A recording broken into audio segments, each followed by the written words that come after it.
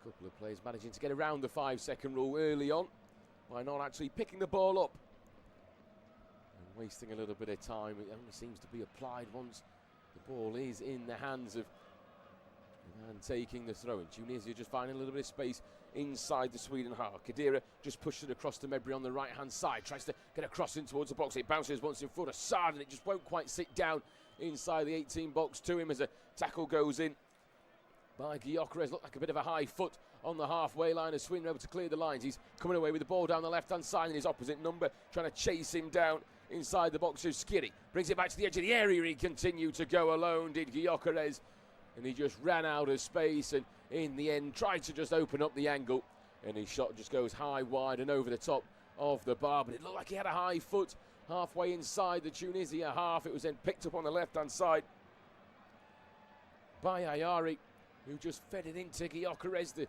Tunisia defence just kept sitting further and further back inside their own half, inviting Gyökeres onto them.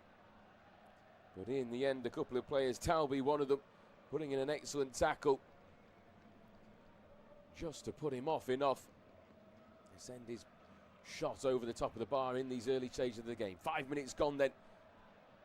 Nothing to shout about in the opening few stages of the contest, but Sweden would love to change that here down the right hand side with Nygren.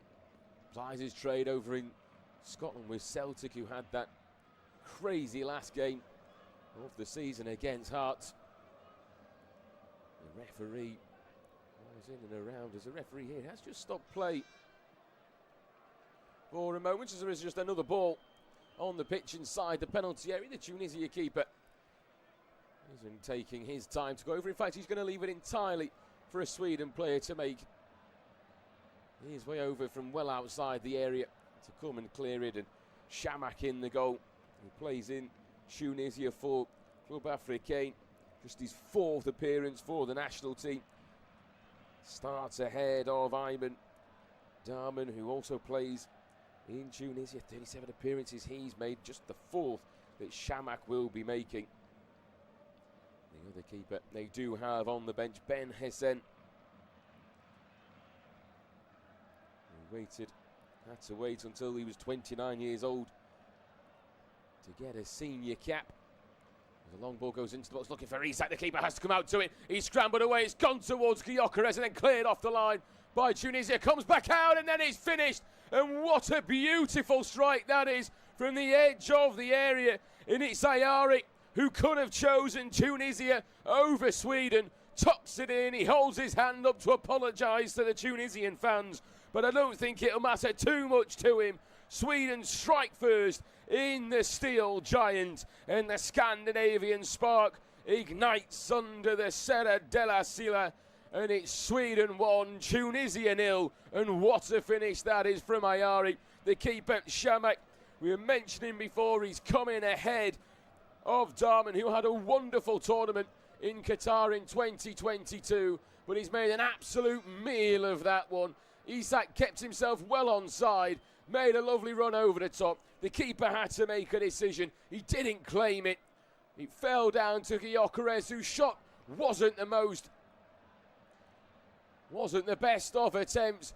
The two on the line for Tunisia, scrambled it back away outside the area, but only as far as Ayari, who just hits it sweetly on the half volley. And all Shamak could do was watch it fly past him on the left-hand side and into the back of the net. And Graham Potter's men strike early and lead here in Monterrey by a goal to 0. And the Tunisian coach said that he wanted his side not to sit back early on. Well, it's Graham Potter's side who have found the breakthrough. And what a goal that is. Ayari, whose parents hail from Tunisia and from Morocco, they might be looking on a little bit disappointed as their son scores against them. Tunisia wanted him, but he chose Sweden instead. The Brighton midfielder, his fourth goal for the national team. And 7 minutes into this contest, he breaks the deadlock for the Scandinavian side, who have the ball again halfway inside their own half, and Tunisia now just sitting inside there. Half away to the right-hand side. A tackle just goes in on this near side, but the referee happy to wave play on, but then the long ball from Sweden just trickles out of play. And we mentioned at the start of this game that each one of the previous 3 contests between these two sides have finished 1-0. And that's a good omen for Sweden. Taking that early advantage. It's just gone 8:10 local time.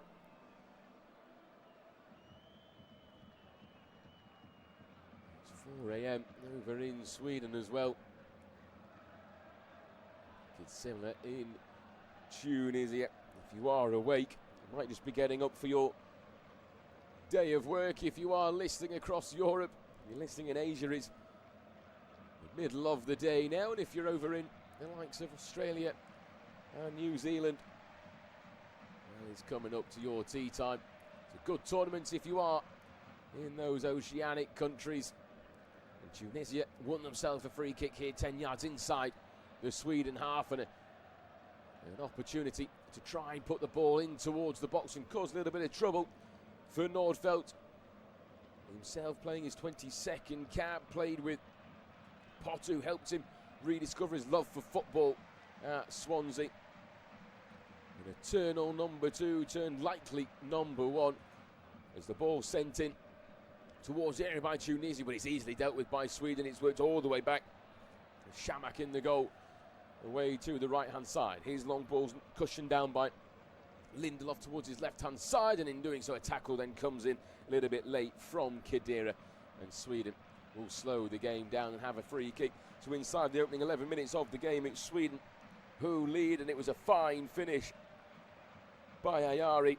Tunisia, who haven't scored in their last 3 games.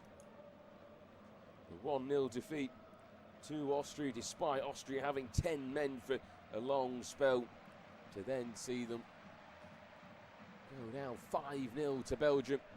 It hasn't bode too well for them coming up against European opposition. They didn't concede a single goal in the entirety of their qualification. The 10 games, 9 wins, 1 draw. Ivory Coast equally as excellent. They pulled out a wonderful 1-0 win against Ecuador, who had 8 0-0 draws in their qualification. They were looking to do as they have done plenty of times before the very late Amad Diallo goal separated the sides and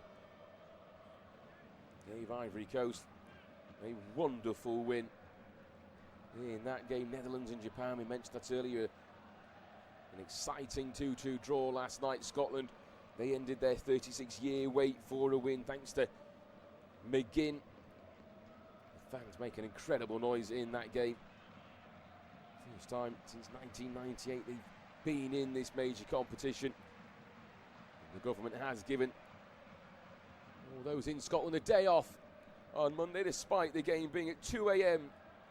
local time in Scotland. A nation known for its ability to see off a good amount of libations, we shall call them. They've required an extra day off to celebrate, and you can't really blame them, even as an Englishman. You absolutely cannot blame them for doing that, and that might be because I am also a lower league fan of the likes of Rotherham and understand what it's like to see the side actually do relatively well. But here comes Tunisia trying to fight back and restore parity. Lays to the left-hand side, and it's a fine save, and then just pushed away. Still inside the box for Tunisia. Scrambled again, and then it's just blocked inside the 16-yard box. Sorry, inside the 6-yard box by Hayne. But it was good work down the middle. It was an excellent run from Slimani. From Skiri, just finding out Slimani on the right-hand side. Just try to open up the angle, go towards Nordfeldt's left-hand side. But the keeper for AIK matching him ever so well, getting him down well, but that should have been a real opportunity for Tunisia to level it.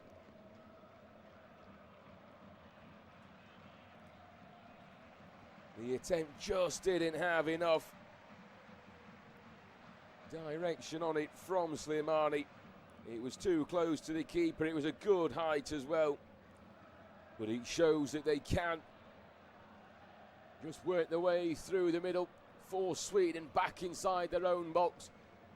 And have a couple of attempts as well as Sweden tried to put the ball in from the left-hand side. Dealt with well Baltaubi, who's higher than Bob Marley, and a little bit of ping-pong. On the edge of the Tunisian box, just falls kindly towards Slimani, just dinks it round in towards Saad, though his pass is a little loose one, and it's then just picked up from Sweden, who will just work it back inside their own half and will just start themselves once again. The Ayari goal separating these two sides. 15 minutes gone in this game as a Mexican wave starts in Mexico of all things, but it never really bodes well when you see a Mexican wave in a game. It normally shows a sign of boredom. There's an Englishman, not a fan of them. English fans don't ever get involved in them. If you ever see a game with a Mexican wave and English fans, you'll see English fans very much rooted to the spots and not getting involved, whether that's just us being a bunch of spoil sports or also rather wanting to just enjoy the game. So that things being involved feels like forced fun, which is something that we absolutely aren't a fan of. Long ball goes towards the edge of the area. We are just miserable people. Sweden on the ball, just inside the Tunisian half. Sat on it once more with Lagerbielke. Plays at Braga over in Portugal. Hasn't had too much involvement this season, just the one goal, making his 12th appearance for the national side. He's a noble family baron as well, is Gustav Lagerbielke. Sprayed champagne on Sweden's Prime Minister after qualifying. Too sure too many over in Sweden can say that they've done that, with Isak halfway inside the Tunisian half, just hugging the touchline over on the far side. Nice little 1-2 to work it back, trying to drive inside the box, but really good defending from the Tunisian defence, with Valery over on the far side. Had to get his foot in and had to time his challenge ever so well as Sweden tried to come again, but they're going to force a free kick, and more good defending from Tunisia on that occasion. It was Ayari who was charging in. Rekic turned his man, kept himself between man and ball, and then just felt the touch of Ayari come behind him. When I say a touch, it was a forced challenge. Ayari, the man that opened the scoring. 50 kilometres is an hour his strike from the edge of the area was. It was a bullet, really. It swerved and has a bit of a swaz, caused all sorts of trouble for Muhib Shamak in the goal. He'll be the one that Tunisian fans will question. He didn't deal with what looked like a little simple ball over the top, looking for the run of Isak. He just palmed it straight into Gyökeres. His shot was then cleared off the line. Well, the Swedish fans in the stand, they know all too well. They've seen wonderful goals go against them in this major competition, going back, I think it was 2006, Joe Cole with that absolute wonderful volley for England where they drew 2-2. The same opposition. Zlatan Ibrahimovic with that overhead kick from about 45 yards. To go over the top of Joe Hart. A game that always brings out the best of Sweden, but bringing out the best of Sweden as well in this game, as here comes Saad down the right hand side, just trying to open his body up, but he can't quite keep his shot down. But Tunisia, they're warming themselves into the game. Sweden are still on top. Tunisia have found themselves with a couple of opportunities. The best came a couple of minutes ago, but Saad just tried to test himself there, see if he could test the keeper, but just couldn't quite get the angle right on it. Sweden doing ever so well just to sit back on the edge of their box. And here in Monterrey, both sides will play again on the 20th of June. Sweden go up against Netherlands. That'll be, you would have thought, the toughest task. Though Netherlands aren't the same Netherlands that have reached 3 finals previously. They'll play there in Houston, playing Houston against the Netherlands, whereas Tunisia will stay here. And they'll play against Japan as the ball just looks towards Gyökeres. Just looks like he's running through a bit of mud, trying to chase that ball down over on the far side. Doesn't quite have the pace. He scored plenty of goals this season for Arsenal, 20. Over 20 goals. He's also got 20 and 33 for the national team. He didn't look the greatest. All the Champions League finalists and Premier League winners. There's Tunisia. Give away a throw-in over on the far side. The countdown from the Argentinian referee. Reach 0. And the throw-in from Valerie overturned Sweden's way. They tried to protest it, a couple of Tunisian players, but it's certainly something we are enjoying seeing is that change. Try and speed the game up, counting the players down, but then we also have hydration breaks in air-conditioned stadiums to allow a couple of commercials to be made in the TV channels, and you can remember that you can watch the game on your local broadcast network wherever you are in the world. You're listening to us, but I'm sure you are watching it with your local provider. As Sweden have the ball. 20 minutes into this game, that break will come in a couple of minutes' time. We've seen how it has affected games over the last couple of days, with goals being scored just before the hydration break. Teams not being able to keep momentum. We saw it this evening. Germany against Curacao. Curacao levelling in their first ever goal in a major competition. Levelling against the four-time winners, and then that hydration break came, and it just ended any sort of momentum that they potentially had. Yes, Germany would probably have gone on to win the game and win it comfortably. They obviously did go and win it comfortably 7-1, but it doesn't take away from the fact that for a moment Curacao felt that they had a potential opportunity. What a moment that was for them to still get themselves a goal against Germany. Not many sides can say that they have done that, and the likes of Italy, who are sitting at home, and plenty of people were saying that Italy should definitely be there ahead of Curacao. Well, Curacao have scored more more major competition goals than Italy have over the last couple of tournaments. Well, they've missed the last 3. Australia also beat Turkey 2-0 yesterday. It was superb. They put Gula in his place after he was shouting in the tunnel that they are better and that they will go and beat Australia. Australia probably put up the best performance we've seen from any side in the competition so far.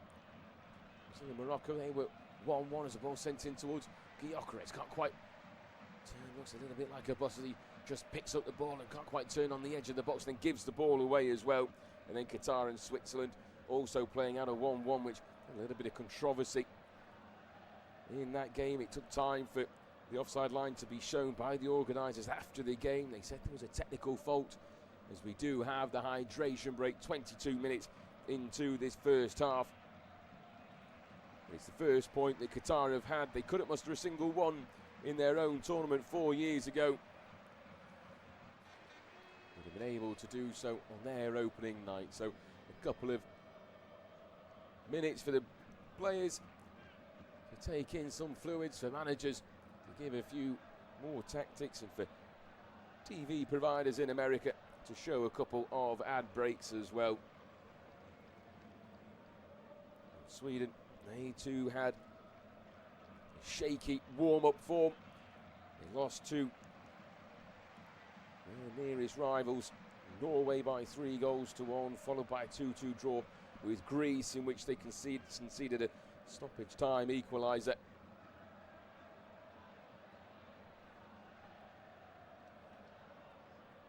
Tunisia not scoring in their last 3 matches coming into this opener. Only scored twice across their last 5. And it doesn't bode too well for them. They are very similar in the world rankings. Sweden currently 38th, Tunisia 45th. Sweden's best was second many moons ago. Their lowest is currently what Tunisia are sat at 45th. Tunisia are also in and around that in 65th in their worst place in the rankings, but here in Monterrey, the ground that opened in 2015, it's a beautiful ground. It's normally home to Monterrey in the Mexican League. Greater Monterrey in Guadalupe is known for its view of the Cerro de la Silla beyond the stands. It will host 2 Tunisia games, including this one, and then when they play Japan, and then it will have South Africa versus South Korea in a round of 32 tie. As the players just start to make their way back out towards the middle of the park. The game broken down into quarters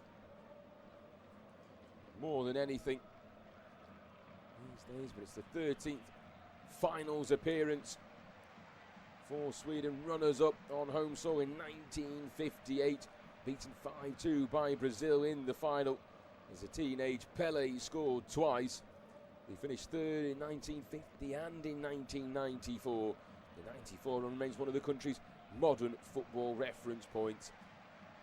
And in recent memory, the 2018 quarter-finalists, they beat South Korea but lost late to Germany. Then they stunned Mexico 3-0 to top the group before beating Switzerland and losing to England by 2-0 with that Harry Maguire header. They also tend to have an excellent record as well in the European Championships. They finished in the semi-finals as hosts in 1992. Reached the last 16 in 2020. But missed out entirely in the 2024 competition. It looked like they were going to miss out on this one as well. Their Nations League campaign saving them. The expansion of from 32 to 48 teams was the big difference for them. Plenty of sides been welcomed in, but it also allows easier qualification as well. In Sweden, a beautiful country, the most populous and largest Nordic country. It's given the world Bluetooth, IKEA, the 3-point seatbelt and the Nobel Prize. And they're looking from Nobel to knockouts. A win here will certainly put them in good stead to do that, and of course we can't forget that they brought us Zabba as well, probably the greatest export from Sweden. Tunisia themselves, right in the north of Africa, on the edge of where a lot of their players tend to ply their trade. Medjugorje plays at Burnley. Over in England, Elias Sards at Hanover in Germany. Ben Slimani at Norwich as well. Skira at Frankfurt and Khedira at Union Berlin. And Ali Abdi, the best player over the last 2 years for Tunisia, plays with Nice in France and is with Tunisia over on the far side. Been a little bit slow since the restart after the drinks break has ended, but Tunisia on the ball with Saad. Had to just retreat back 10-15 yards, just get hold of the ball from the edge of the area. He brings it back in nicely in towards Medjugorje, who can't quite get his cross in towards the box from Sweden clear, but it's shuffled from right to left and back into Medjugorje, who looks up again and this time sends it to the right hand side. There's a little bit of space, just bounces over on the far side in front of Valerie, but he just couldn't keep it in. It was a right idea, but the ball going across towards Valerie just didn't have the execution. Bounced in front of him and almost bounced over the top of his head over on the far side of the pitch as Graham Potter just looks on this near side, as does Lamucci. Appointed after the African Cup of Nations disappointment with a brief to freshen the squad. He said in his first press conference that he is Tunisian, his roots are Tunisian, and he's happy to be here. Not too sure how happy he's going to be at the moment with his side, but there is still plenty of time for anything to change. We're just coming up to the first third of this game.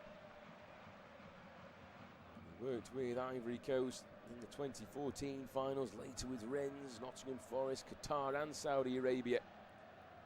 And he's trying to introduce more younger players and change how the side set up in their formations from a traditional 4-3-3, playing in that 4-2-3-1, which they fashion tonight. Saad trying to just work the ball on the edge of the Swedish area, but excellent defending once again to get back in numbers. Cleared out towards Gyökeres, who's taken out, and the advantage goes over to those in yellow with Isak charging towards the edge of the box and goes low and finds the back of the net. And Sweden double their advantage, and it's daylight for the Scandinavians on the biggest stage of all.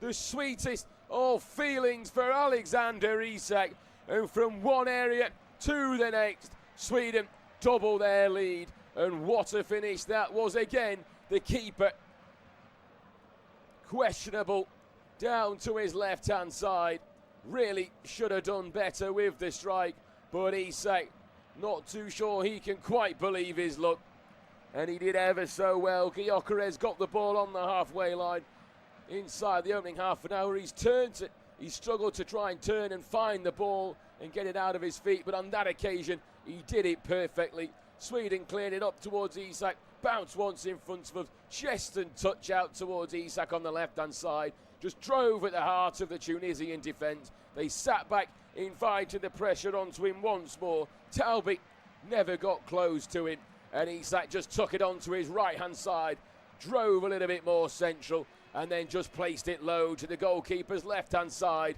Shamak, wearing that number 1, got down, but it's awful keeping. It just bounced over his hand in front of him.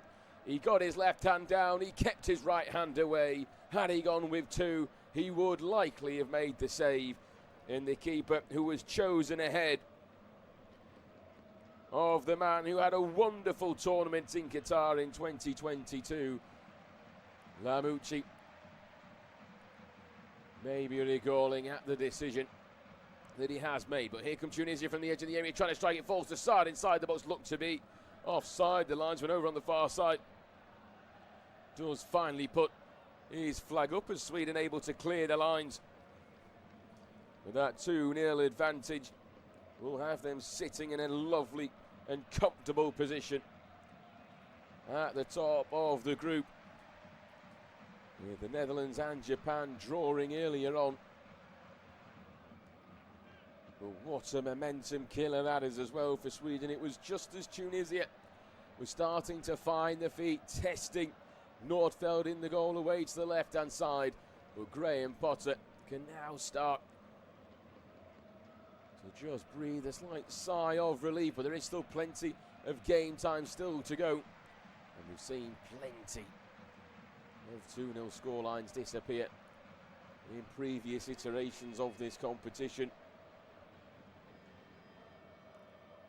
8 goals have happened so far, as this is the halfway point of the opening round of fixtures. There's a good little run down the right hand side. Abdi happens to do the defensive work, but it was excellent charge from Bernharsen down the right, just opening the space, driving towards the byline, and Abdi just had to stick his left boot out and just put it out for a corner kick, and it's the first of the evening for either side. And the referee just comes over to the crowd of players just all around Shamak, and Sweden certainly know that he is a weak link at the back of this Tunisian defence, as there must be about 15 players inside the 6-yard box around Shamak. The ball sent in towards there, and that's exactly where it went, but the header couldn't be kept down by Lindelof. The former Manchester United man plays for Aston Villa. He played in Sweden's 2018 campaign when they got to the quarter-final.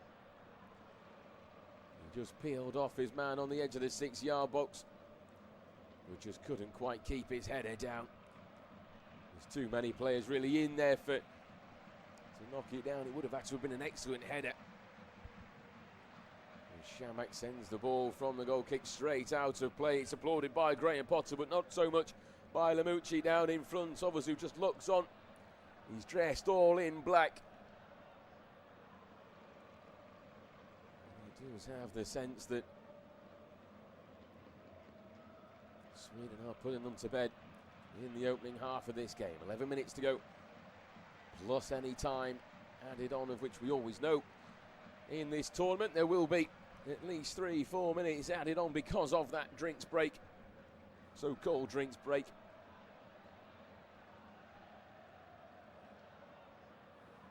Sweden in full control in this first half. As his play back towards Abdi, has to try and turn on a dime and clear it down the left-hand channel, but it's going to get sent back where it came from by Karlström in the midfield. He's been relatively quiet, hasn't had to do too much, just that unseen work more than anything does Karlström. Plies his trade in Italy with Udinese. He's had plenty to overcome in his life. Gambling addiction. He was a late Serie A debutant with Udinese, making his 26th appearance for the national team. And what a story he's had. And I'm sure he's enjoying this just as much as anyone else inside this first half. As the long ball goes down the right-hand side looking for the run of Isak, and can't quite win the ball, but has run a throw-in level with the edge of the Tunisian 6-yard box. Takes it quickly and plays it down towards Gyökeres. Knocks it back down towards Isak, just hugging this near touchline. Plays it slightly infield, looking towards Benarsson. Got two Tunisian players to beat. One is his opposite number in Ben Hamidi, who just gets a slight flick on, and it's going to be another corner kick to Sweden, who are trying to put this game to bed before half-time. How they would love a third goal here.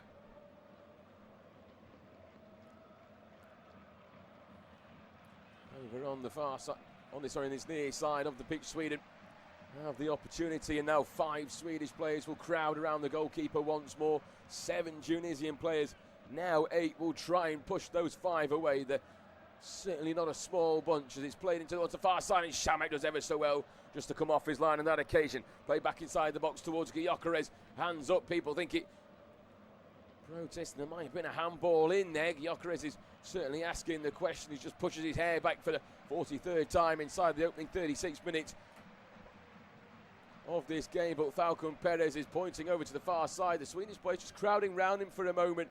The corner came in from the near side from Nygren. Shamak did ever so well just to get it out of that crowd of players and push it away. As it came back in, Gyökeres tried to turn and make the pass, and I think if there was a handball in there, it'd be rather harsh, but the referee happy that there was nothing. Gudmundsson's going to come across and take the long throw from the far side. A long throw he certainly does have. We've seen it come back into the game over the last 12 to 18 months or so as he winds it up like a traction engine from the far side. It wasn't quite played tidily enough from Sweden, and Tunisia are able to clear from the halfway line, just pumped back in and sent towards the far side of the penalty area, and just bounced a couple of times, and Isak able to get there ahead of Ali Abdi and goes down under the challenge as well. The referee plays advantage as it's still with Sweden. Now with Benarsson. Back to the halfway line in towards High. Down this near side towards Karlström. Back to Hein once again inside the centre circle. Inside the Sweden half, just slowing the game down, just trying to work it and find the pass. Work then in towards Gyökeres, does ever so well just then push it to the left-hand side. Brings in Gudmundsson, switches the player to the far side, in towards Isak. Got one to beat, trying to drive it towards the area in his left-hand side. Now runs into a crowd of players. Tackle goes down on the edge of the area. Sweden appealing for a free kick inside the D, but the referee waves it away. Clear back out towards Karlström. He can't quite find his pass though, and it's a little bit of loose one again looking towards Gyökeres, and a shake of the head from Karlström as he just couldn't quite find the pass into the Swedish front man. The one thing the referee won't be allowed VAR to do, and that's just to overturn fouls inside the pitch, not inside the penalty area. They can use VAR to overturn and give potential second yellow cards. Players can also be sent off for leading the field of play because of what happened in the African Cup of Nations final. If there's a confrontation and players cover their mouths, the referee can send players off for doing that as well, because of what happened between the Benfica player and Vinny Jr. earlier on this season. If you've got nothing to hide, then I don't see why you wouldn't cover your mouth. Why you would need to cover your mouth, I should say.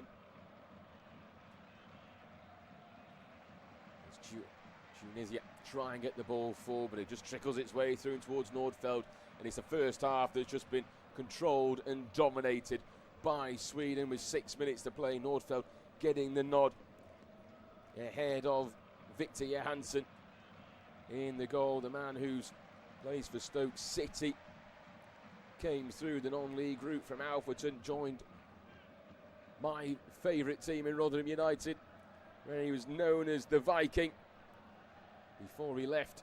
There's a lovely ball, goes towards the far side, looking towards Gyökeres with the outstretched leg, but just couldn't quite stretch far enough, and it was a beautiful ball from this near side. The cross just coming out of absolutely nowhere by Bernhardsson, who's growing into this game as time's going on, and he just whipped a beautiful ball towards the far side into that corridor of uncertainty between the defence and the goalkeeper. But Gyökeres just couldn't quite get there, and as mentioned earlier, Victor Johansson, after he got bought by Stoke City, after he left Rotherham United, he bought 600 beers for fans. He was pouring them himself in the pub after his final game. His dad also became a bit of a local legend when he came over and found himself pouring pints all evening on one occasion for the Rotherham fans, who were a pointless fact about them. They eat the most pies out of any side in England. They average just less than 2 per person per game, which, as a Rotherham fan, I can attest that is very, very easy to do. The pies are delicious, but they haven't been as good as they used to be. There's Tunisia back to international football, and what we're really wanting to listen to this evening, and not just pointless facts about lower league English sides, but it was all relevant to Victor Johansson. That will be my excuse there. But 4 minutes to go before half time. Free kick goes Tunisia's way on this near side on the halfway line. Tackle just goes in on Hannibal Mejbri. The Burnley front man, his heart chose Tunisia. It's a creative outlet for Burnley. Relegated from the top flight this season, made his debut in this competition in Qatar 4 years ago. We're just struggling on this near side. Tunisia still have the ball, they're working it down the right hand channel, trying to whip it in towards the box, looking for the runner Slimani. Back out towards the edge area, but he just can't quite find the return pass towards Hannibal on that right hand side. Cleared only as far as Rekic halfway inside the Sweden half, but his pass again just doesn't quite have the legs to find Valerie over on the far side, and it's an easy tackle to be made by Gudmundsson, who's able to track back again down the left hand side and just clear it out for a throw in. Tunisia running out of time inside this first half as they have a throw in level with the edge of the penalty area. Going to try and wind one up and look for the long throw, sent towards the near corner of the 6-yard box, but headed back towards the throw-in taker over on the far side with Valerie. Turns and finds Hannibal instead. Puts a better ball in towards the box. The header comes in, and Tunisia do have one back. And it's a beautiful header from Rekic. And we were saying moments ago, Hannibal wasn't finding his feet in this game. Well, he's just found them, and he's delivered an absolute beauty of a ball into the box. And Rekic meets the ball with his head and sends it into the far corner of Nordfeld's goal. And Tunisia half the deficit and find a way back in at a perfect time of the game. A beautiful ball swung in towards the first man. Rekic getting himself there ahead of Lagersbilke and just helping it on its way. And Tunisia have a way back in. It's Sweden 2, Tunisia 1. And just before half-time, they finally find themselves with a bit of momentum on the scoreboard. They were finding their feet earlier in the game. That ended because of the hydration break. Sweden, they got themselves back on top, finding that second goal. We're just before half-time. Tunisia have a way back into this. It's their 7th finals appearance, their 3rd successive tournament after 2018-2022. They've never got out the group stage. With 8 of 12 third-place teams being able to go through to that round of 32, it gives them a ceiling they can certainly smash through this summer. But Sweden trying to restore their 2-goal lead with Gyökeres down the right-hand side. Runs into 2, though, in an excellent tackle by Ben Hamida. Just winning the ball, but Gyökeres doing ever so well to win it back. And wins a throw-in down this near side.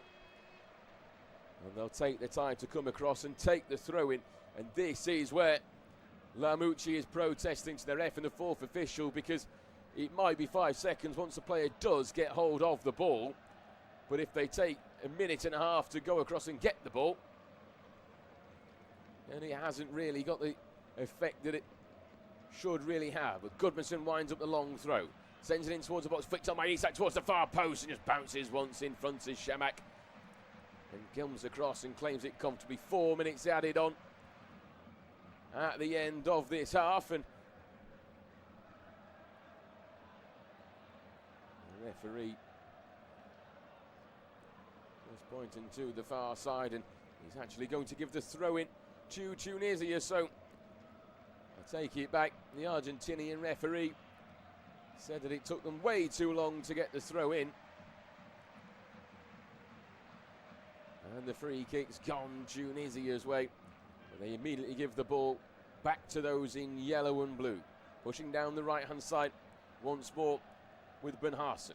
Just trying to wriggle free past Abdi, who just takes him out and just clips the back of his heels. And Sweden will have a free kick and just try and slow this first half down, as time is in their favour inside the opening 45 minutes. We played one of the 4 minutes that have been added on at the end of this first period. But it's Sweden in possession and an opportunity to put the ball into the box. Tunisia trying to keep them as far away from the penalty area as possible. Standing over the free kick is Ayari, the man who opened the scoring for Sweden. As all the runners move more centrally. Ayari's puts it in towards the box, but that's meat and drink for the goalkeeper. Just plucks it out of the sky and then sends it quickly, looking for the run of Saad. It's then taken out by Gudmundsson. Only clears it as far as Hannibal inside the centre circle. Space on the right-hand side if he can find the pass towards Saad. It's an excellent ball down that side. The overlap comes in, tries to drive it in towards the centre, runs into trouble, but Lindelof couldn't get his first touch right, and it falls back towards Saad, 5 yards off the right-hand corner of the area. Pulled back a couple of yards and then dink back over the top, looking to Saad again, but Sweden able to clear it on the first and then second attempt. Tunisia win the ball back, but foolishly given away by Skiddy, the Eintracht Frankfurt man. It's his 84th appearance. He's got that quiet strength, leadership, played over 200 appearances in the Bundesliga. You would have thought he would have had the experience just to bring that down. There was nobody around him, nobody was calling for him as well. As Tunisia just tried to slip it through the back line. It just has to be dealt with by Hine. He just clears it out towards the near side of Ben Arsen, just puts it out of play, and Tunisia, with 90 seconds to go, trying to find a way back through, and Lamucci was trying to get another ball on quickly. He raced out of his technical area to try and hand the ball back to his team. He's still protesting to the Costa Rican 4th official down in front of us.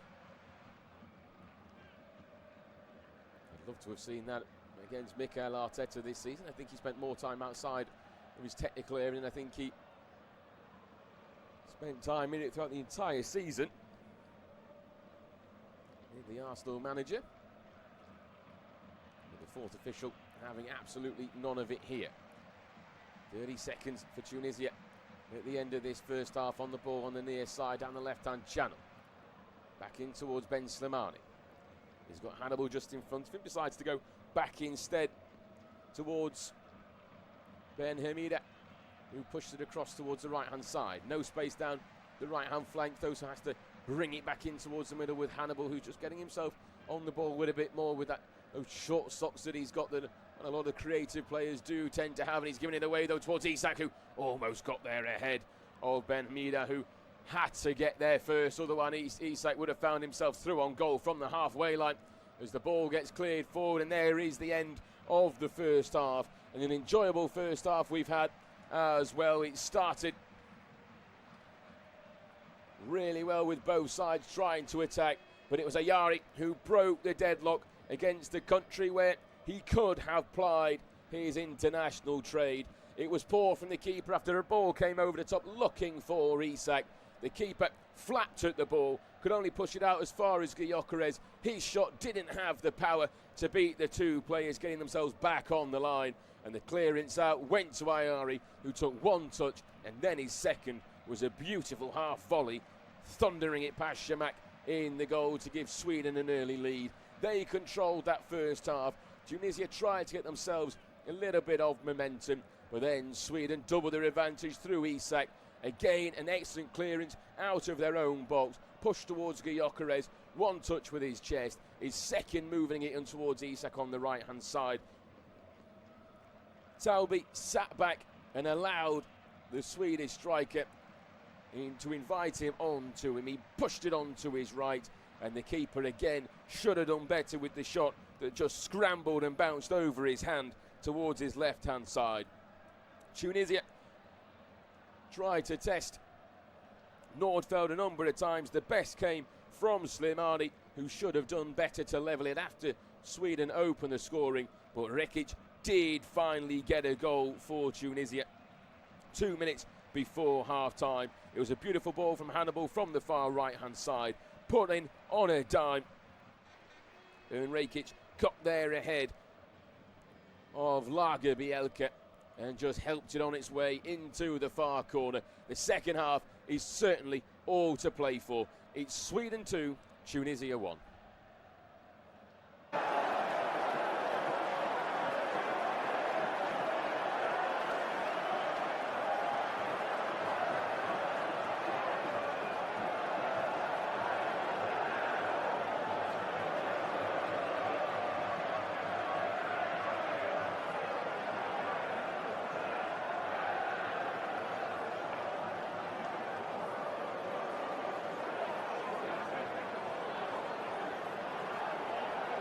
Thank you for listening to FootMob's audio commentary. Be sure to check out player ratings, shot maps and more in-depth info on the match page.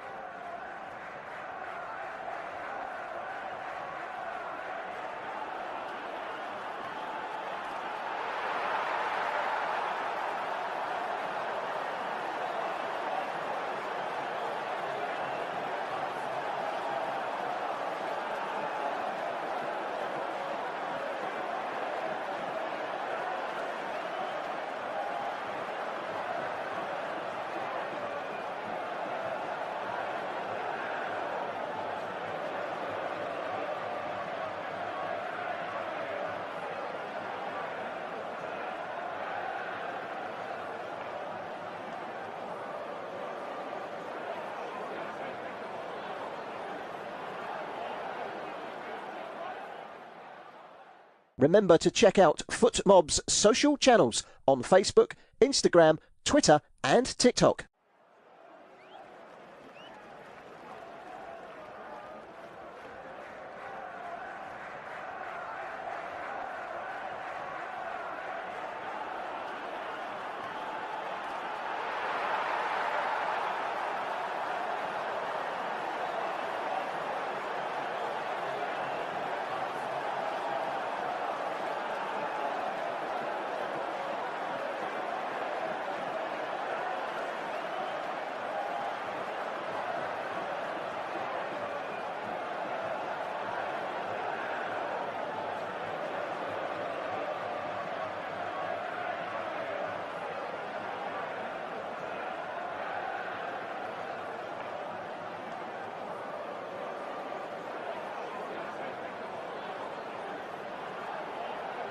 Thank you for listening to FootMob's audio commentary. Be sure to check out player ratings, shot maps and more in-depth info on the match page.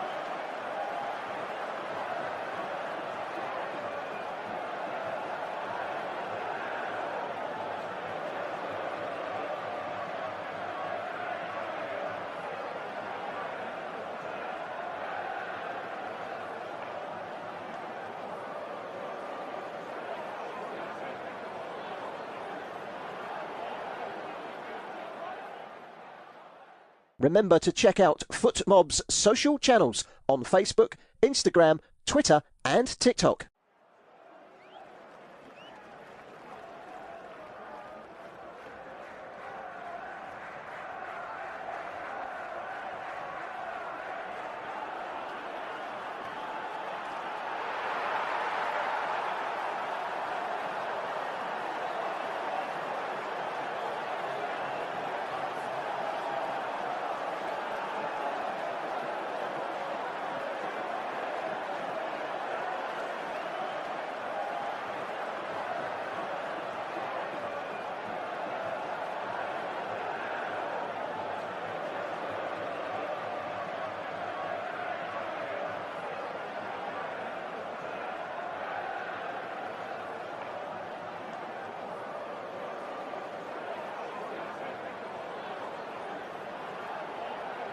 Thank you for listening to FootMob's audio commentary. Be sure to check out player ratings, shot maps and more in-depth info on the match page.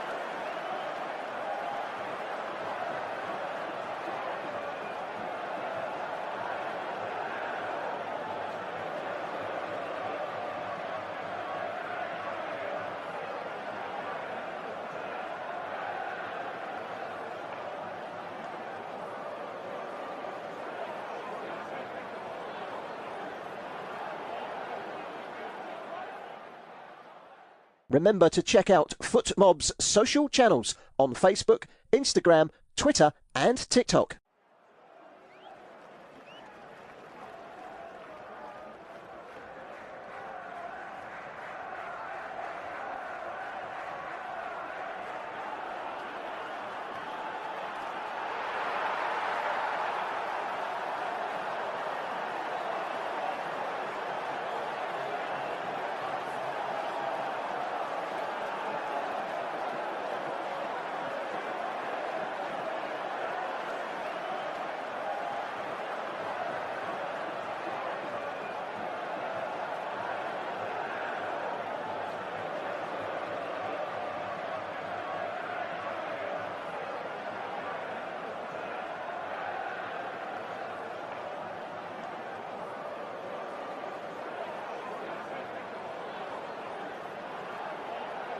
Thank you for listening to FootMob's audio commentary. Be sure to check out player ratings, shot maps and more in-depth info on the match page.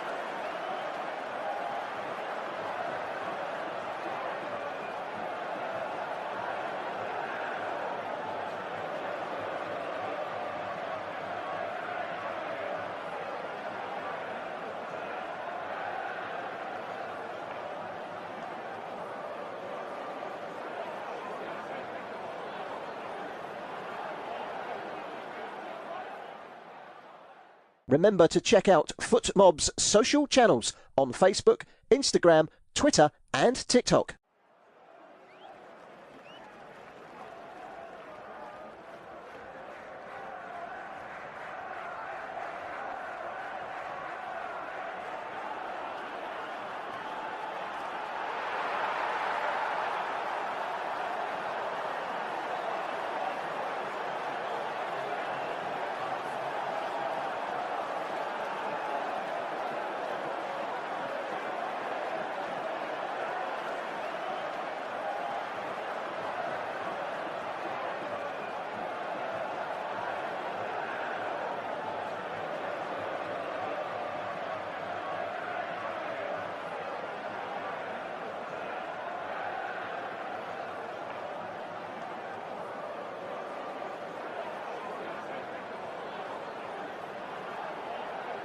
Thank you for listening to FootMob's audio commentary. Be sure to check out player ratings, shot maps and more in-depth info on the match page.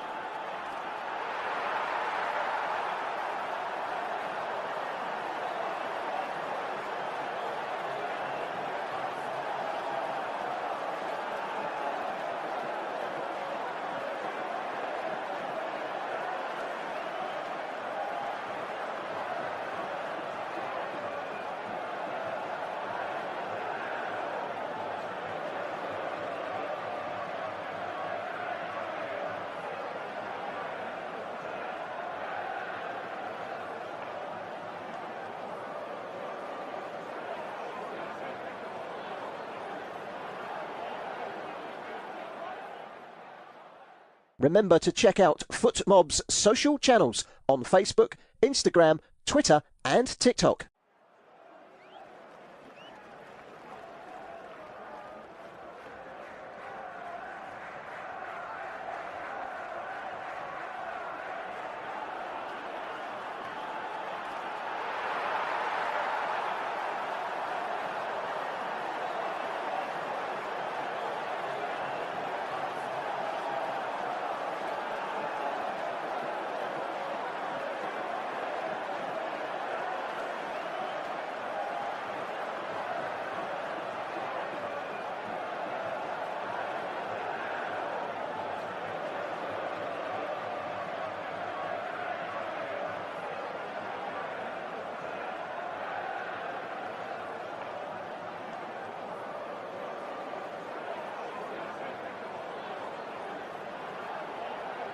Thank you for listening to FootMob's audio commentary.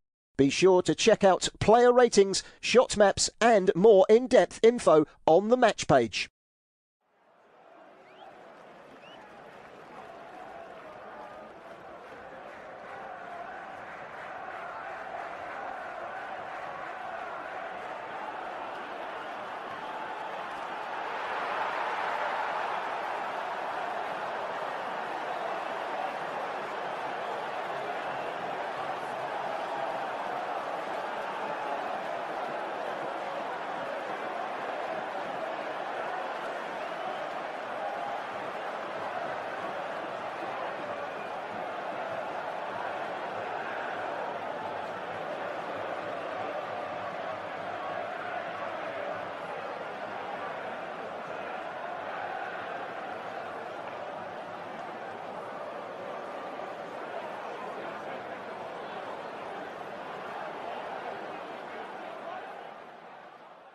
Remember to check out FootMob's social channels on Facebook, Instagram, Twitter and TikTok.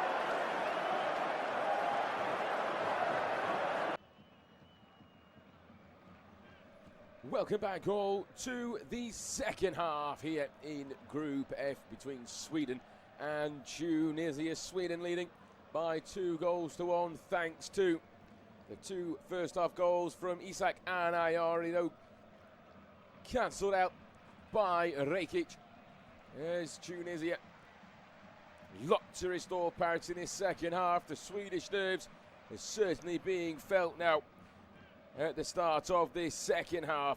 My name's Matt Blackburn, and you are listening to an independent studio-based off-tube commentary. Make sure that you are watching the game through your local broadcast provider, as we bring you the full commentary live from Monterrey. I'll give you the teams in a moment. Doesn't look to be like there's any changes from either side. And the referee, the Argentinian, gets us underway for the second half. And it's 45 minutes for Tunisia to try and find a leveller in this game, and for Sweden to potentially see it out. Sweden, therefore, excuse me, line up the same way they did at the end of the first half. Nordfeldt in goal. A back three of Lagerbielke, Keane and Lindelof. Bernharsen, who was once a factory worker before becoming an international, plays 6 roles when he plays at Holstein Kiel in Germany. Makes up part of that midfield alongside Karlström, Ayari, who scored in the first half, and Gudmundsson, who alongside Bernharsen on the opposite side does do a lot of the tracking back, I should really say, into that back 5 when they are defending, and then moving into that midfield 4 when they're going for an attack. Nygren sitting just in front of that 4, and then Gyökeres and Isak, the 2 up front. For Tunisia then, Shamak in goal. He'll want to put that first half behind him more than anyone else. Valery Rekic, who pulled one back for Tunisia. Talbi and Ben Hamidi, who was described by Lamucci as being every coach's dream. He's a serial domestic winner with Esperance, who tend to do well in the African Champions League as well. Skiri and Khedira sitting just in front with Hannibal Slimani and Abdi, the 3 players just behind Elias Saad up front, all on his own. The former futsal player and sales trainee also had time at St. Pauli, now with Hanover. He's got 3 goals in 2 qualifiers. Only got 1 in his other 13 games that he has played for the international team. As a free kick goes Sweden's way, just inside the Tunisia half, as Valery just hacks down. Gudmundsson just breaking free over on the far side, and he came from behind as well. And I'm surprised the referee hasn't issued a card early in this second half. 2.5 minutes then gone inside this second 45-minute period. Sweden still leading by 2-0. Gudmundsson on this near left-hand side once more, and a late tackle goes in, with the referee happy with the challenge. That might get brought back, but Saad can't quite find the pass. The space is opening up, but then picked up nicely by Rekic, driving forward, moving it down the right-hand side towards Valery. Finds Hannibal on the right-hand side of the penalty area, back inside the box towards Khedira, who just couldn't quite turn, and then find a man in red inside the penalty area. But Tunisia coming out firing at the start of this second half. Back on the ball, just inside their own half, away to the left-hand side as they go in this half. The opposite way, of course, the first half. So from left to right, they are going in that all-red strip. Sweden in that yellow shirts with blue trim, blue shorts, and yellow socks, going from right to left. Wherever you are in the world, whether it's morning, evening, or even the afternoon, if you are over in the likes of New Zealand, spent some time there with the wife on our honeymoon at the back end of last year. It's not a brag, he was bring in that we met a couple of the New Zealand players who were just wonderful to meet. And that was before the likes of Tim Payne had Argentinians singing songs about him, and going from 4,000 fans as Hannibal just tries to lob the keeper from an obscenely tight angle, but Nordfeldt was alive and alert on his line. to just move himself across and just plug it out to the sky. Place it towards Isak over on the far side. I don't know how many followers he's got now, Tim Payne. But last time I think it's about 2-3 million or something crazy. From 4,000 up to that amount must be an incredible feeling, especially having a country like Argentina, a passionate footballing country, as it's given away down the right hand side, then it's missed in towards Isak, and he's put it in a beautiful area for Gyökeres, but he just couldn't quite get his run right. Isak drove down the right, the ball fell kindly to him. Ben Hamida missed it entirely over on the far side of the pitch. Isak, I think, just about would have strayed offside. The blushes have been spared, but as he put it straight through that corridor between the keeper and the defenders, Gyökeres was starting to make his run in there. Then he decided just to sit it back at the last moment.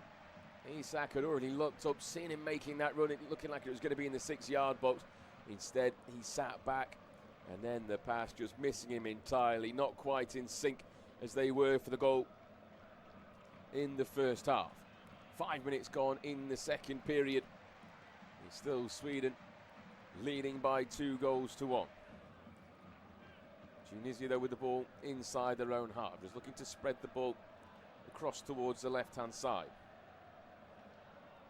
In possession is Ben Hamida, bringing it in towards the centre of the park, towards Skiri, and then Slimani, who's just winning that midfield battle at the start of this second half against Karlström, who takes him out and wins a free kick as well. Saad was the man who had the final touch on it before the referee points towards the direction of the Swedish goal away to the right-hand side, and it was a tough tackle that came in from Karlström.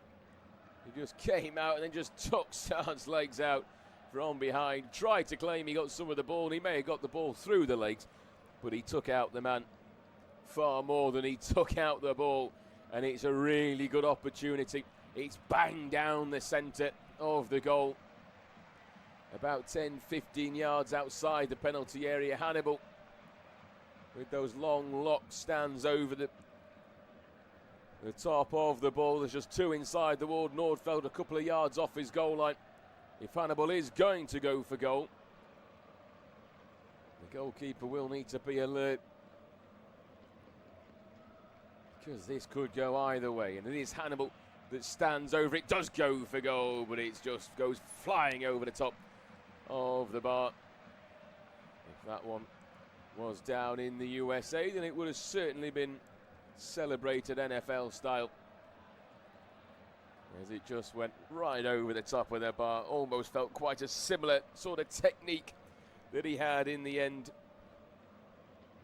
But they're looking for a reaction in this second half, Tunisia. They got one just before the end of the first half. How they would love to continue that and add another twist in the tail. The momentum is swinging slowly in their favour. They're controlling the tempo. Sweden can't really handle it in the opening 8 minutes of this second half. And it looks down the right-hand side, looking again towards Isak, given away in the centre. Well, Elamucci has said at half-time it's certainly been working, but it's been given away in turn by Sweden towards Gyökeres. Driving towards the edge of the area, tries to go for goal, but it's blocked on the first inch. It's Volcani towards Isak. Pushed towards the far right-hand side of the box, continues out towards the right-hand channel. Managed to drive his way back in towards the edge of the area, but the referee and the linesman in sync as the linesman flag goes up over on the far side against Isak. And the referee is going to bring out a yellow card.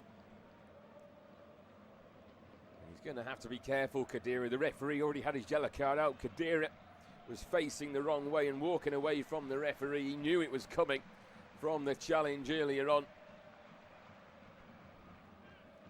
In more retaliation on Karlström for his tackle on Saad 60 seconds before. He tried to stop the counter-attack after they gave the ball away to Gyökeres. The referee rightly played advantage, then brought it back, and the first booking of the evening goes the way of Khedira, whose brother, his older brother, won the tournament back in 2014 with Germany, of course. But Karlstrup taking the brunt of that as he's sent down the left-hand side, looking towards Saad with the long throw, plays it off Isak, so he plays it off Hein, doing the defensive work, and wins a corner kick 10 minutes into the second half. And Hein, who's a forward, converted to a centre-half, and an Atalanta regular. He's known as the Ferrari engine of this Swedish side, and he had to motor back to try and stop the attack again from Tunisia. But it's Hannibal who stands over the corner from the far side. 4 inside the 6-yard box for Tunisia. 2 racing in from the penalty spot towards the edge, and one of those was Talby, who looked like he was going to rise highest, but good work from Sweden. Just clear it back towards Hannibal on the far side. Tried to stake on his right. Puts a high whip cross in towards the penalty spot, but cleared back out towards Isak. 1 touch down towards Gyökeres. Gets his first touch wrong, gets his second touch better. But Isak's already looking like he's strayed a little bit offside. And I think he will be offside as it's going to get brought back. And they won't even wait for Isak to take a strike. And again, just too slow from Gyökeres to get it out of his feet. His first touch was poor, his second touch was better, his third, his fourth, left everything to be desired. And he started driving at the Tunisian defence rather than feeding in Isak, who was in plenty of space away to the left-hand side. It would have taken some real pace for the Tunisian players to keep up with Isak, who hasn't had the best of seasons domestically after signing for Liverpool. He was a hero on his 17th birthday for AIK. But he is still Sweden's star. Their second goal in the first half. With 12 minutes gone inside the second half, you can watch your game on your local broadcaster. And we bring you the live commentary to your ears to go alongside it. Sweden trying to get hold of the ball, but just can't quite do so in this second half so far. With Hannibal, space to turn. Driving down the right-hand side is Valery. The pass finds him, just hugging this near touchline. Back in towards Hannibal once again, who's been all over the park. He struggled to get into the game for a good 30 minutes, but as soon as he had, all of a sudden, Tunisia have started to show a little bit more light as they try and find a leveller after being 2-0 down.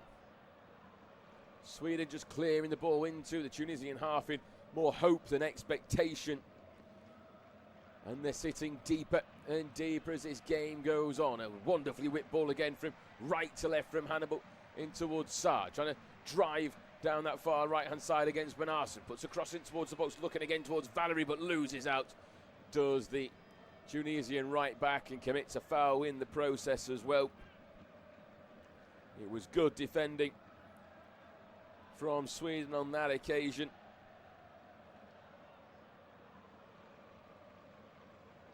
Just looking like they're starting to park the bus and get all hands on pump defensively. A really good defensive header from Lindelof, who snuffed out the danger, read the danger and snuffed it out, I should say. But Tunisia, since they've scored that goal to half the deficit, have been by far the better side. Long rangey ball goes towards Isak, gets an excellent little touchdown and gets there ahead of Valery. Drives back onto his right hand side, comes towards the left hand corner in the penalty area. He's got one down the left in Goodmanson if he can find the support. He has to use Karlstrup, but does find him. Brings it back though in towards the middle towards Lindelof, who again tries to send it down the left towards Ayari, whose whip cross just goes past absolutely everybody. And out for the goal kick to Tunisia as Graham Potter looks a little bit more comfortable after Isak scored in the first half. That's disappeared in this second half. He's looking like a nervy fella. Here's Graham Potter, the Swedish coach with deep Swedish roots. He was with Östersund for many a year. He climbed from the 4th tier to the Allsvenskan, won the cup, beat Arsenal in the Europe as well, as it comes nicely in towards Gyökeres, and Sweden restore their 2-goal advantage. Calamity at the back from Tunisia. It's an absolute nightmare from them. They couldn't quite keep on top of the momentum, and it's the captain who gives it away, and Gyökeres who punishes them. And 60 minutes into this game, it's Sweden 3, Tunisia 1, and daylight restored once more for the Scandinavians. And we were talking about how Graham Potter didn't look too comfortable. Well, now a smile's back on his face. It was just rolled out from the goalkeeper in towards the captain, Skiddy. He turned straight in towards some danger. Isak was one of them, just stuck his leg out, drove towards the penalty area. Skiddy tried to win it back, but in doing so, he fed the ball straight in towards Gyökeres, whose one-touch finish just tucked it past Shemak in the goal. As calm and as cool as you like from the Champions League finalists, sending it down the right-hand side of Shemak. The goalkeeper tried to roll it out and play it cool. Skiddy took way too long on the ball, and they've been punished. They're makers of their own downfall. And Gyökeres, who did everything to get this side to this tournament with his 4 goals in 2 of the playoff games, has added his first major tournament goal. Sweden lead with half an hour to play by 3 goals to 1. And the fans here in absolute raptures. They've restored their daylight.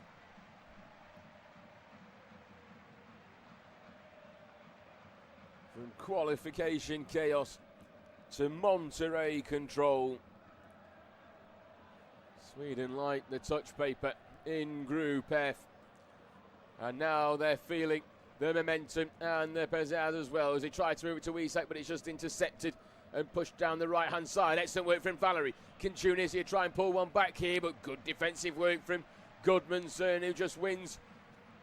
Gives away a corner kick. He's also being asked to be substituted. And Graham Potter has a quick change to try and make here.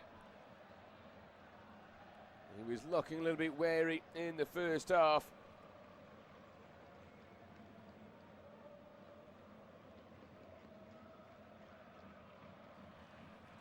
Well, Tunisia will try and find a way back in, but the 4th official able to get the board up before the corner's taken. In fact, it hasn't. They've taken it short, and the referee wanted to get the game underway. And I don't think Tunisia were too happy about that game being underway, because Gudmundsson was trying to get himself off the pitch, but instead of going to his nearest point, he tried to run to the centre of the pitch, which means they'll have another minute before he can actually come off, and it's cutting towards Gyökeres with a bit more confidence, trying to drive in towards the box, but just can't quite take on Ben Hamida on this near right-hand side. And excellent defending from the Tunisian defender. And now it's cleared up towards Hannibal again. It's end-to-end stuff in this second half as a free kick goes Tunisia's way. Hannibal just felt a slight touch in his back. As Sweden will now try and look to get Gudmundsson off the pitch if they're allowed.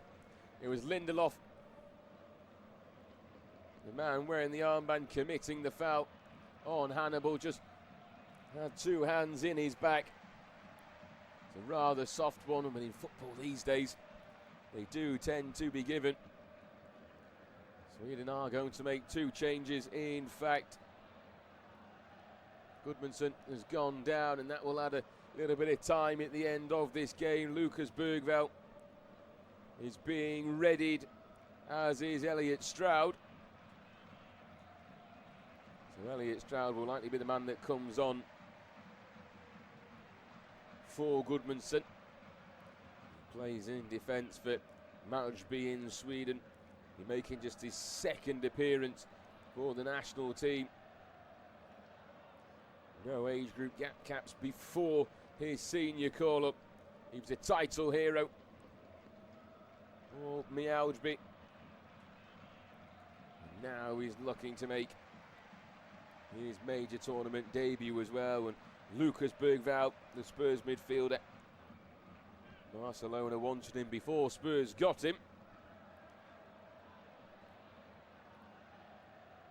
Looks like he will also be joining the foray in a moment. Goodmanson has now got back to his feet and made his way off, and Stroud has got himself onto the pitch.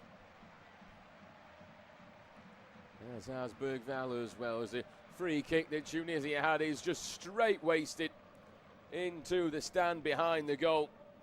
And it was poor from Tunisia. Nygren was the man. Apologies, who came off for Bergval moments before. I was about to let you know that before seeing the frustration of many Tunisian fans' faces as that free kick was just sent over the top of absolutely everybody and into the stands, as Sweden now start to grow in this second half after that goal. Their confidence is back that they had. It was flowing in the first half. It disappeared after Tunisia found a way back in. And for the first 10 minutes or so, 15 minutes of this second half, it only really looked like it was going to go one way. But a mistake at the back. They've made 3 mistakes in this game. Tunisia will be punished for all 3. Gyökeres takes it down inside the box, but his shot just goes 5-6 yards over the top of the bar. Sweden trying to end this game now with 25 minutes to play in their tournament opening game.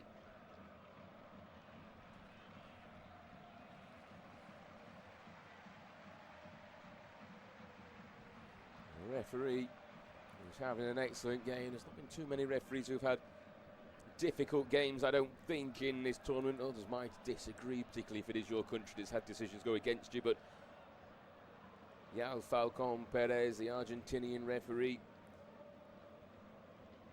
making his major tournament debut as well.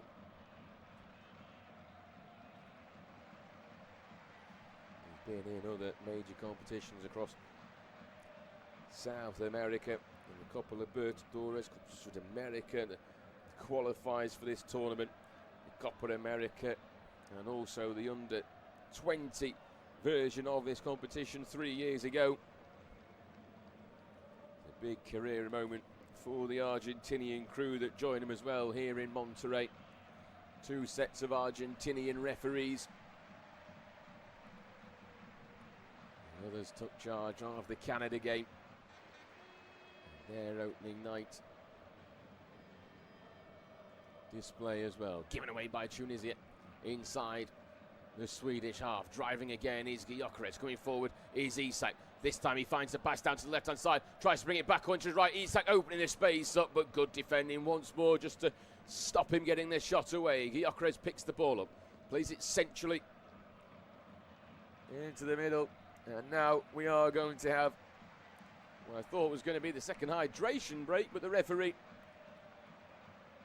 allowed them to continue, and Sweden just holding on to the ball, just slowing the game down, playing that patient, methodical play.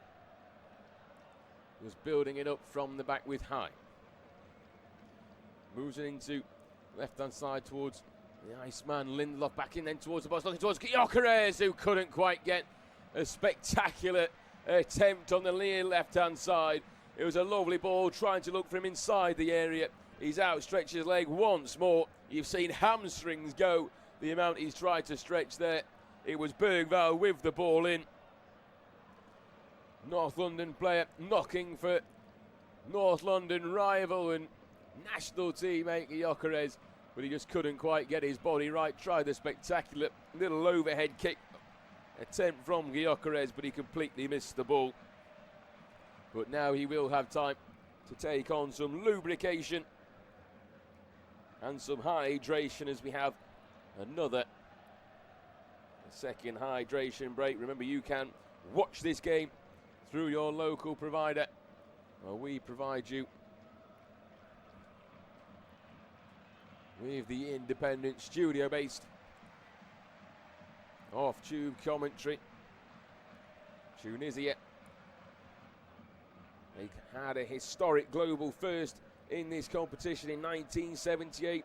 They beat Mexico 3-1 to become the first Arab and African nation to win in a major global tournament. They beat defending champions France in 2022, who still missed the knockout phases. They were AFCON champions in 2004 on home soil, Arab Cup winners in 1963, and African Nations Championship champions in 2011, not to be confused with African Cup of Nations, two different tournaments. Don't get them too confused in how many one team's won over the other. You don't want to upset anybody. Certainly I was going through my head at the start of this game when I wrote down some of the notes, but they've built a reputation as a respected African tournament side. They've got a long run of consecutive AFCON appearances. How they would love to find themselves making it out of the group stages for the first time ever. But as it stands, the side who hail in the North African Mediterranean area, shaped by Carthaginian, Roman, Ottoman and French influence, with the Sahara to their south, and their major Arab Spring story in 2011, setting the history of the beautiful nation of Tunisia. But right now, they're sitting bottom of Group F, with Japan and Netherlands sharing the spoils. Earlier on, it is Sweden who will be enjoying their evening, their Sunday evening, the most. We are back underway in a moment or so. There'll be just less than 19 minutes to play for Sweden to see this game out, and for Tunisia to try and find a way back in. Lamouchi said in his press conference that he was hoping that their objective would be to qualify from the group. He's asked supporters to believe it's possible. The supporters have tried to make plenty of noise as he's going to make a couple of substitutions, as well is Lamouchi. As Saad makes his way off, Churi makes his way on, as does Tunetki and Haj Mahmoud, who all make their way on rather quickly. And it was Hannibal Valeri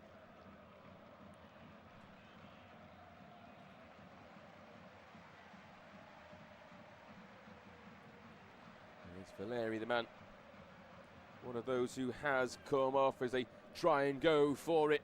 Shkiri was the other man that has made way, so they brought on two forwards and a midfielder, Elias Churi, the Copenhagen front man. 5 goals to his name this season, 4 for the national team. He's quiet with the media, but seen by fans as a match-changing player. Can be the creative spark for Copenhagen, and how Tunisia would love for that to be the case. Coming into the midfield as well is Haj Mahmoud, who plies his trade over in Switzerland for Lugano. The Swiss-born midfielder, trusted by Lamouchi. He won the Swiss Cup with his domestic side, and then the other man making his way on to try and add a bit of liveliness. Up front is Tunetki. He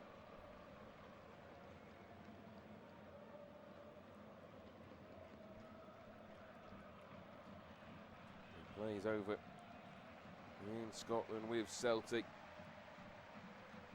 6 goals to his name this season, 1 for the national team.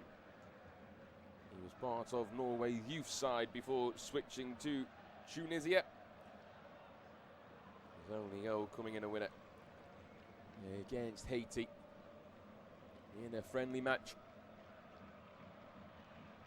But in this game, there aren't too many friends at all. Not on the major stage, and with 16 minutes to go, Tunisia are going to need to be a little bit more ruthless if they want to find themselves picking up a point in this competition.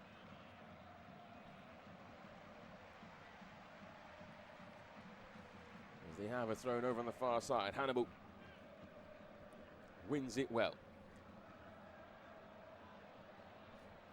Tries to work it down the left-hand side, but Bergvall is there to deny him any opportunity that he may have. 2 changes so far for Sweden, 3 for Tunisia. Oh, yes, sad, the man who came off had a really difficult game. He's struggled up front to just get hold of the ball. Valerie at right back. French youth and through Southampton to play at Young Boys also was one of those to go off. Then Elias Ski, the Frankfurt man, with plenty of experience to his name in the last 2 iterations in this competition as well. But they've just got to go for it at this point. Tunisia, it's all or nothing. I think they either score a goal or concede another. It seems to play out that way when it gets late on, as the cool evening air here in Monterrey is keeping the fans nice and cool, but it's the football that's keeping the Swedes hot in the stands as Sweden make their way down the left-hand side again, and they're going to win another corner kick. And Ayari will come across to take it rather quickly. Sweden looking to end this game now with 14 minutes to play as they try and crowd around Shamak once again. 3 goals for Sweden, 3 mistakes from Tunisia, 2 from Shamak, 1 from Skiri, who won't have been too happy that he was taken off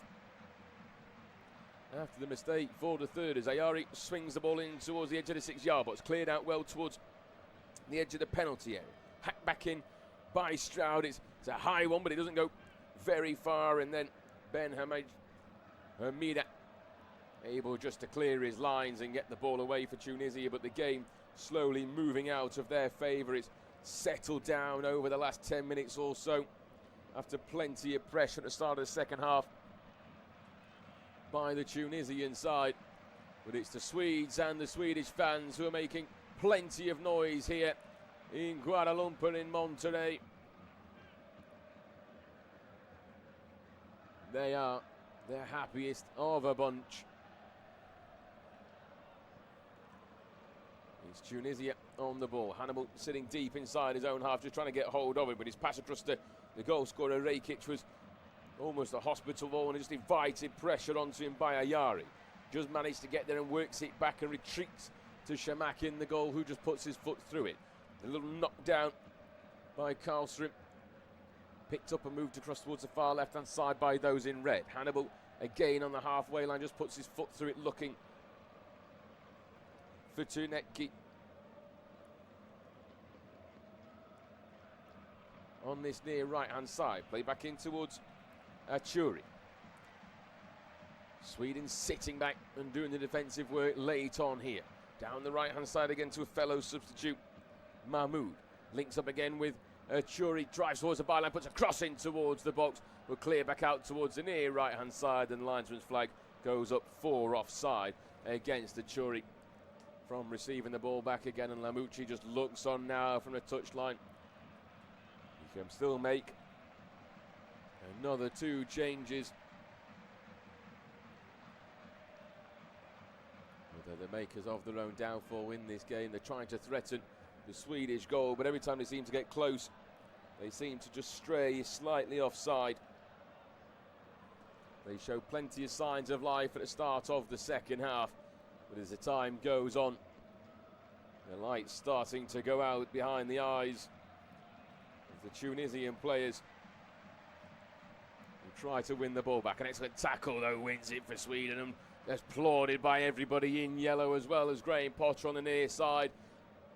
Ayari, the man who's been excellent in this game, putting in a wonderful slide tackle to deny Tunisia a possible counter-attack. It's played forward in towards Gyökeres. Takes his time to try and bring it down and sat on his shoulder for a little bit of time as well. Trying some old school trickery. Does now fall down towards Stroud, who finds Isak. Just about keeps himself on side. Tries to get a pass across towards the 6-yard box, but dealt with well by Tunisia. It had the accuracy, but it didn't have the pace on it to find the runner coming in at the far post. And it was Ben Hassen who was racing over from the right-hand side of the pitch. But great defending. At the back from Tunisia just to snuff out the danger. Hannibal wins it on the halfway line. Plays it back inside his own half to Mahmoud. Quick change of play towards the left-hand side. Now Tunisia just trying to attack down the left channel. Driving towards the edge of the area. Just got one to beat over on the far side. Is Abdi, who runs into some trouble, and then they get a cross in, but it's way too close to the keeper, who cradles the ball on the ground like a mother cradles a newborn baby. It's meat to drink for the quality of the keeper.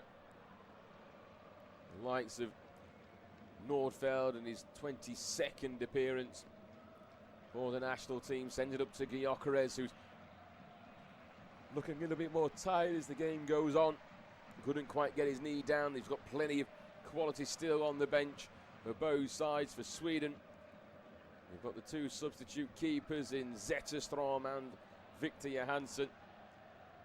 We've got defenders Herman, Johansson, Daniel Svensson, Ekdal to potentially, and Starfelt to potentially bring on.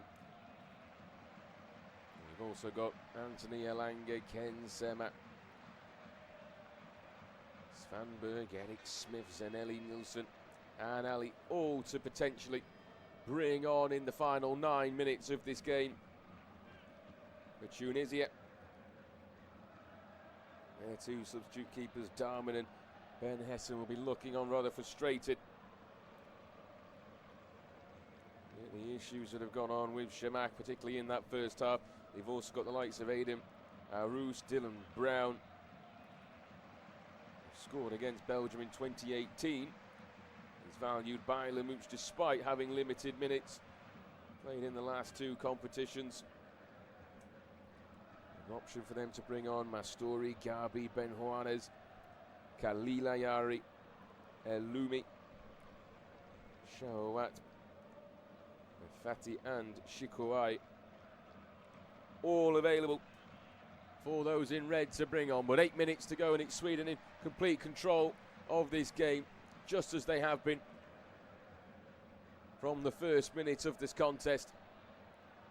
Tunisia showed signs, but it's starting to get into desperation station for them. Nerves still jangling in the Swedish camp. One goal could change everything. Even now it's over on the right hand side and Sweden will win a free kick as Bernharsen just dragged down by Abdi, who now has the captain's armband and looks tired himself as well. They've been doing plenty of defending, chasing the game. Lamucci will throw his final throw of the dice. Khedira will make his way off. They'll make two changes. Will Tunisia?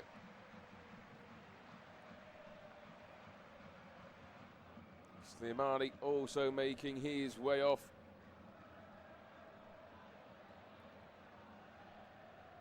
And coming on is Gabi and Shao at the moment, mentioned the moments before Gabi, the Augsburg man, making his 80th appearance for the national team. He played in Spain and France in their youth, PSG academy route as well. He hasn't had too much time this season in Augsburg, over in the Bundesliga. As the ball's played towards the box and it's 4-0.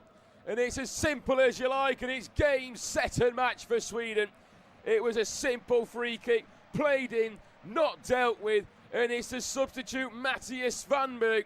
But the linesman's flag has gone up over on the far side, and he will be denied an almost instant impact after coming on. He's only been on the pitch for a moment of seconds. I was still running through the Tunisian players coming on before announcing Svanberg had made his way on. He's miles offside, to be fair. In fact, everyone for Sweden is offside. I think he was hoping that Isak might have just got a flick on, because Isak stayed onside. He stayed on, then after he was onside at the second attempt, if it had taken a slight flick on the way through. But what an impact that would have been for the substitute. He came on moments ago for Karlström, the Wolfsburg midfielder, who could have chosen ice hockey just like his father. Plays over in Wolfsburg, won the title with Malmo in 2016, but that could have been one of the best moments of his career had that stand. It doesn't, and it remains Sweden 3, Tunisia 1. The referee is just checking this for VAR, and they're looking to see if Isak got a flick on, and Isak's claiming that he got a flick on. So we'll wait for VAR to make their decision about whether Sweden will have the fourth goal here or not. The referee just trying to move the players crowding around them. He only wants Lindelof and Abdi, the two captains, to come and have a conversation with him. But right now, all eyes and ears are listening to VAR to see what decision has been made. Svanberg waits, and it's been given as a goal. And Svanberg, with his first touch, a mere seconds after coming on, has given Sweden all 3 points. They lead by 4 goals to 1, and what a moment for him. He'd only just made his way onto the pitch. The free kick from the far side, everyone bar Isak stayed onside. Isak flicked it through. It looked like he got nowhere near it, but on the replay, they've shown it's just flicked off the back of his heel, straight in towards Svanberg, who got himself back onside, and is his 3rd goal and his 42nd appearance for the national team. And what a moment to do it, and what a scoreline this is. Sweden 4, Tunisia 1. And Sweden, who struggled in the qualifiers to get them into this tournament. And the replay show that Isak just got a slight nick on, flicked it in towards Svanberg, who hit it sweetly on the half volley, down into the bottom right of the corner, and Graham Potter has the biggest smile I think I've ever seen on his face. Now they can breathe a sigh of relief. Now they know that they will be taking 3 points. A 4-1 lead here in Monterrey. And Svanberg with the goal. What an inspired substitution from Graham Potter. That's probably why he's got the biggest smile on his face. He took off Jesper Karlsson, the Udinese man. As here comes Isak once more, looking for 5th and forcing Shamak into a save. An excellent run again from Gyökeres down the left-hand side, driving down towards the byline. Just pulls it back in towards Isak, whose first time finished, looking towards the far corner. Just pushed away from Shamak, who was better on that occasion. But Sweden, they've already got the 3 points in the bag. They're just enjoying themselves now and having the time of their lives. The other man that came on moments before that goal hit the back of the net was Firas Shawat, the Club African man who plays his games in Tunisia. He's got 14 goals for them this season. Back-to-back Tunisian top scorer. Title-winning forward. Had to watch as a man that hasn't scored. Has only scored 3 goals this season for Wolfsburg. Made an instant impact. The lining 2 more changes up as well is Graham Potter. It looks like Daniel Svensson, the Borussia Dortmund running machine, will come on. He averages around about 13 kilometres per game when he does play, and Anthony Elanga as well, the Newcastle man, Plenty of pace, has his rhythm as a dancer chant. I'm sure he'll be dancing into the night, but here comes Bergvall once more, and it's an excellent last-ditch tackle, and what a clearance that is from the Tunisian defence. Again, it's Gyökeres who's really grown into this game. He struggled for some time, he just picked up the loose ball, played it back into the box towards Bergvall, but what a sliding challenge that was from Abdi to get himself across. Heroic defending at the back to keep this scoreline down. Sweden will have a corner kick as we come up to 90 minutes on the clock. We'll have a few extra minutes added on to the usual 3 for the hydration break. As Isak makes his way off for Anthony Elanga. And Bernjassen makes his way off as well for Svensson. The final changes made from both sides. No more substitutes can be made as the corner's whipped in from this near side towards the far side, and Shemak gets through the bodies of players and gets a hand to it, just push it away and out of play on the far side of the pitch, and it'll be a Swedish throw as we still wait to see how long will be added on by the referee at the end of this game. With 30 seconds into time added on. With nothing announced from VAR. Isak down the near side, getting his jersey on. 6 minutes have been added on, of which we've already played a minute. Touchdown by the last goal scorer there in Svanberg. Brings it back in towards Lindelof inside his own half and just moves it back across towards centre-half partner of Heen over on the far side of the pitch. Locks up and just tries to get a man in behind the back line over on the far side, looking for the run of the new man Svensson, who loses out but tries to do the defensive work high up the field with that high press, and you don't need to do too much more of that in this game. A comfortable win for Sweden in the end after he looked a little bit unsure and nervy right at the end of the first half and first 10 minutes of the second half, but bar that 15-minute spell, this has been Sweden's game. They've controlled the scoreline and around about the same amount of possession, but they've far more shots than Tunisia. Tunisia did have opportunity, got an opportunity here with a free kick on this near side. A yard or so off the touchline, whipped in towards the penalty area by Ismail Garbi. Cleared out though by Sweden towards the far side, and a shot comes in from range and it stings the palms of Nordfeld in the goal, who can't keep on to it, just has to push it away and out towards the far side with an excellent work defensive from Lager Bielka to win a free kick against the substitute Elias Achuri, who just comes into the back. And they're showing on the big screen the Isak touch. If you've ever watched a game of cricket, it's a bit like Ultra Edge that they're currently showing, where they're showing they could hear the slight noise and the nick, and I'm not too sure where they've taken that from.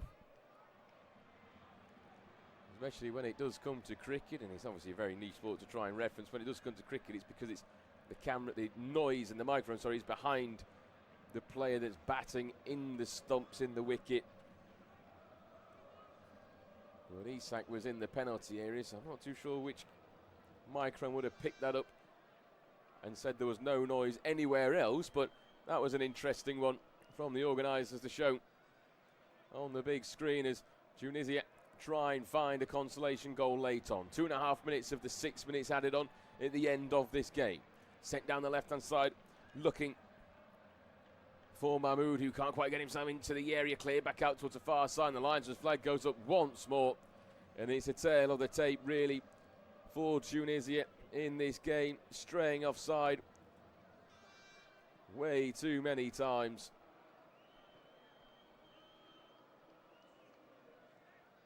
And they've just invited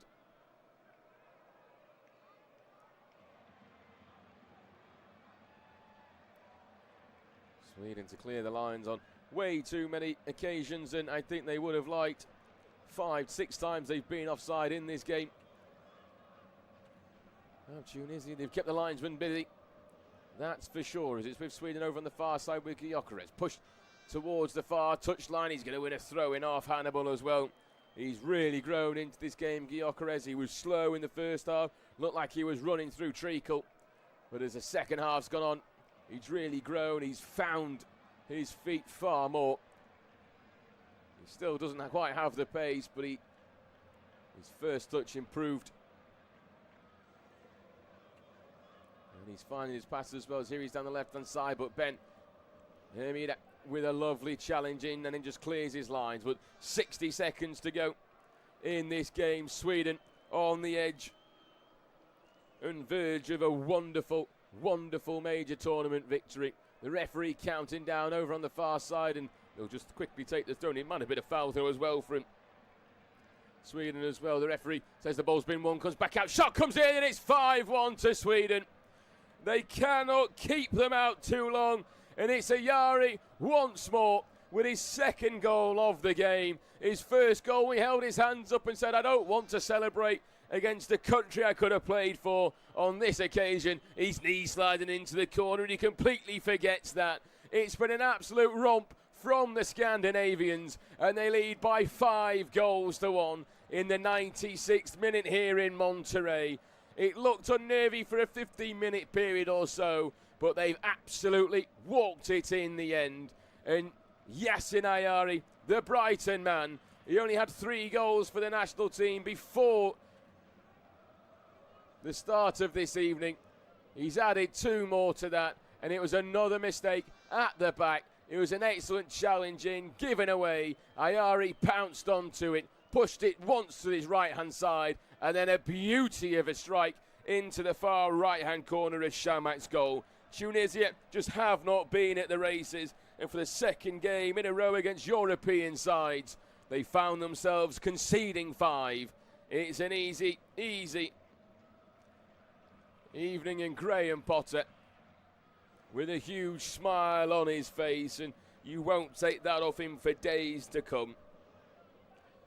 The referee blows the full-time whistle as well. That's the end of the game. He saves Tunisia from any more embarrassment, but it started as it meant to go on for Sweden and Ayari. He didn't celebrate the first time. Shamak came out, didn't deal with the ball over the top. He palmed it away as Isak tried to close him down, straight in towards Gyökeres. His shot was cleared off the line, but only as far as Ayari, who stepped up on the edge of the area on the half volley and just sent it past Shamak to his left-hand side. The keeper really should have done better, but beaten by the pace. Slimani forced the goalkeeper up the other end, Nordfeld into a save when he really should have scored from 10 yards out. Isak then made it 2 on the counter. A long ball went in towards Gyökeres. His excellent first touch with his chest. His second sent Isak into space. The defence sat back, invited pressure onto him, particularly Talby on that occasion. Isak got to the edge of the area, pushed it to the right-hand side, opened up the angle and played it low to the left-hand side of Shamak, who couldn't get down quick enough, and it bounced over the top of his hand to double Sweden's lead. It looked comfortable until Rakic's header from a wonderful Hannibal cross from the right-hand side, 2 minutes before half-time, half the deficit. And at the start of the second half, Tunisia came out the better side until another poor mistake, this time from the captain Skriri, who gave it straight towards Gyökeres, straight towards Isak, who tried to drive forward. Skriri tried to make up for the mistake, and in doing so, he passed it straight in towards Gyökeres, who coolly put it past the right-hand side of Shamak. Svanberg then made it 4 seconds after coming off the bench. A lovely ball into the box, flicked on by Isak, and then the first touch finish down low and hard from Svanberg. It took VAR a little bit of time to double check just to see if Isak did get a touch after the offside flag went up. And then it was 5 with the last kick of